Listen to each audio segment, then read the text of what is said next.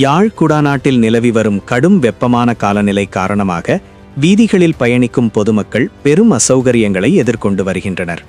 குறிப்பாக டிராஃபிக் சிக்னல்களில் சிவப்பு விளக்கு எரியும் போது சுட்டெரிக்கும் வெயிலில் நீண்ட நேரம் காத்திருப்பது வாகன ஓட்டிகளுக்கு பெரும் சவாலாக இருந்தது.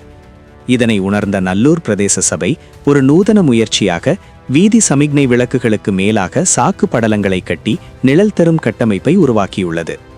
முதற்கட்டமாக நல்லூர் பிரதேச சபையின் ஆளுகைக்குட்பட்ட திருநெல்வேலி சந்தை பகுதியில் இந்த வேலை திட்டம் வெற்றிகரமாக நடைமுறைப்படுத்தப்பட்டுள்ளது.